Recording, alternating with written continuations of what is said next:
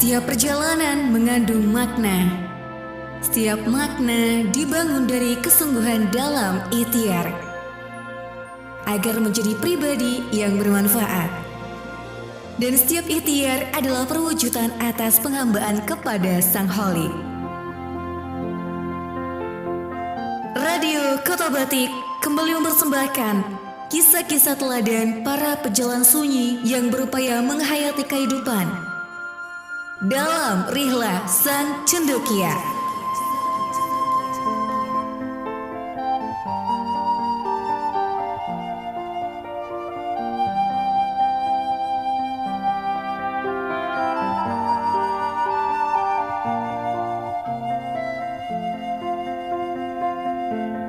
Seorang misionaris Yesuit asal Prancis yang ahli dalam bidang ilmu penyusunan kamus, Alejandro de Rhodes, pernah membuat catatan tentang sosok cendekia asal Goa. Bunyinya, jika kita mendengar omongannya tanpa melihat orangnya, pasti kita mengira dia adalah orang Portugis sejati.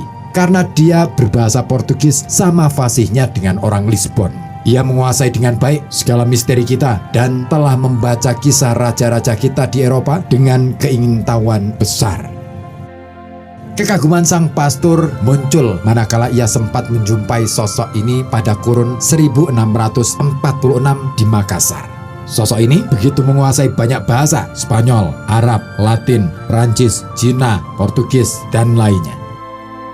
Tak hanya kecakapan bahasa asing, kekaguman sang pastor juga timbul oleh minatnya yang teramat besar terhadap ilmu pengetahuan. Ia banyak bertanya soal ilmu pengetahuan, juga tak segan memberitahu apa yang ia tahu.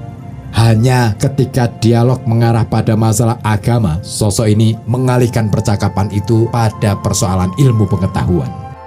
Sikap ini memperlihatkan rasa hormatnya pada perbedaan keyakinan. Ia tahu keyakinan bukan perihal yang patut diperdebatkan. Kronik peristiwa itu menunjukkan sosok cendekia ini sebagai diplomator ulung kelas dunia. Ia paham cara menempatkan diri secara tepat dan ia telah menjalankan prinsip hidup moderat. Sebab ia menguasai pula pengetahuan tentang politik, budaya, juga militer. Pasti Anda bertanya-tanya, siapa sosok yang saya maksud? Ia adalah Perdana Menteri Kerajaan Talo yang menemani Sultan Malikus Said, Sultan Makassar yang hidup semasa 1605 sampai 1653. Perannya tidak main-main. Lewat landasan filosofisnya tentang kerajaan bersaudara Goa Talo membawa Kesultanan Makassar pada masa keemasan, menjadi kekuatan maritim terkemuka di Asia Tenggara abad ke-17. Wilayahnya luas dari bagian selatan Filipina sampai Nusa Tenggara, dari sebagian wilayah Malaysia sampai bagian barat Maluku. Dan tak hanya itu, Kesultanan Makassar akhirnya menjadi pusat perniagaan dunia yang dikunjungi para saudagar dari Arab, Cina maupun bangsa-bangsa Eropa. Lalu, apa formula yang ditawarkan? Tidak lain adalah pandangannya tentang laut. Baginya, di laut semua sama, dihadapkan pada gelombang, tidak ada karaeng atau ata. Siapa dapat menaklukkan gelombang, dialah panglima. Artinya, laut bukanlah penghalang, laut bukanlah pembatas, melainkan laut adalah penghubung.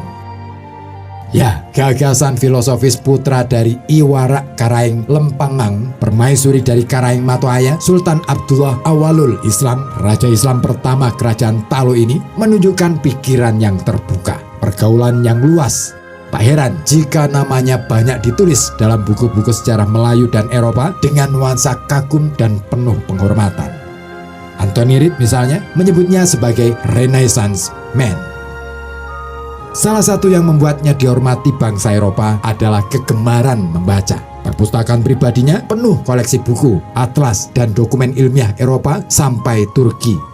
Berbagai bidang ilmu seperti teologi, astronomi, geografi, matematika, optik, dan filsafat ia dalami. Bahkan saking hormatnya, VOC kala itu tak cukup punya nyali untuk melawan terang-terangan. Mereka juga tak berani melanggar aturan yang telah ditetapkan sosok pembaru Kesultanan Makassar ini yang melarang bangsa-bangsa asing mendirikan bangunan di seluruh wilayah Kesultanan Makassar. Malah VOC hanya dijadikan kurir bagi barang-barang pesanannya. Mulai dari lonceng, sepasang onta, teropong Galileo, sampai globe berdiameter 400 cm. Nah, khusus pesanan globe buatan John Blau, sampai saat itu tak ada seorang raja pun di dunia yang sudah memilikinya. Tapi sosok yang satu ini sudah memesannya. Sayang, seperti diungkap Nirwan Ahmad Arsuka, ukuran skala bola dunia buatan John Blau ini justru dikritik sang pemesan karena tidak sesuai dengan ukuran skala yang dimilikinya. Hal itulah yang membuat para penguasa Eropa makin tercengang, gempar pula bumi Eropa. Sebab seorang pangeran dari timur dapat memberikan hitungan skala yang lebih terperinci. Sementara di antara raja-raja Eropa sendiri tak ada satupun yang mampu memesannya, bahkan memimpikannya pun tidak. Peristiwa itu bahkan diabadikan penyair kenamaan Belanda Jos van der Vondel. Ia tulis dalam puisinya yang ia beri tajuk Ode de Zeevaart atau Sang Navigator Laut. Dalam terjemahan bebasnya, puisi itu berbunyi, bola dunia itu, perusahaan Hindia Timur mengirimkannya ke kediaman Patinggaluang Agung yang otaknya menyelidik kemana-mana, menganggap dunia seutuhnya terlalu kecil. Kami berharap tongkat kekuasaannya memanjang dan mencapai kutub satu dan yang lain, agar keuzuran waktu hanya melapukkan. Tembaga itu bukan persahabatan kita. Tetapi mengapa ia begitu berhasrat memesan barang-barang itu? Salah satu alasannya adalah untuk mengenal sejauh mana pengetahuan bangsa Eropa kala itu. Sehingga dalam memimpin, ia cukup mengetahui bagaimana harus membuat kebijakan, terutama yang berhubungan dengan bangsa-bangsa asing. Sungguh sosok yang lengkap.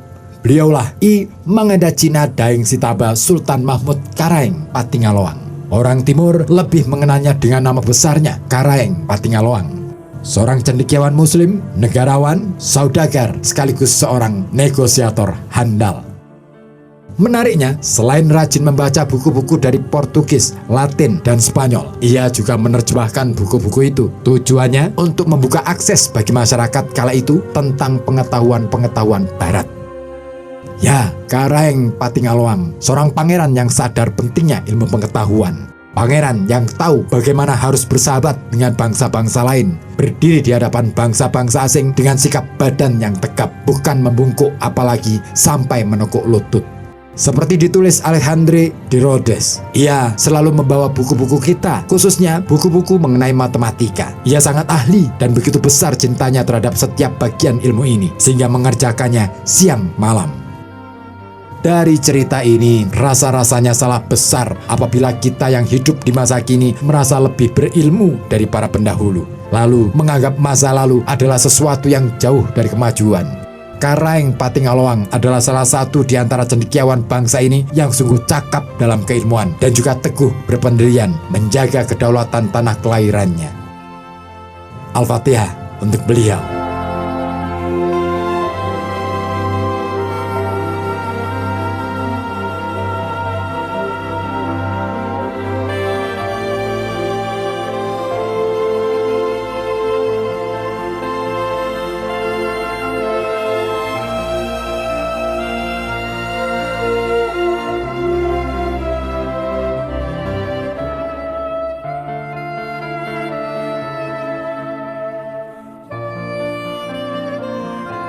Demikian Rihla Sang Cendekia, persembahan Radio Kota Batik. Semoga kita bisa mengambil hikmah dari setiap kisah teladan para cendekia Muslim Nusantara.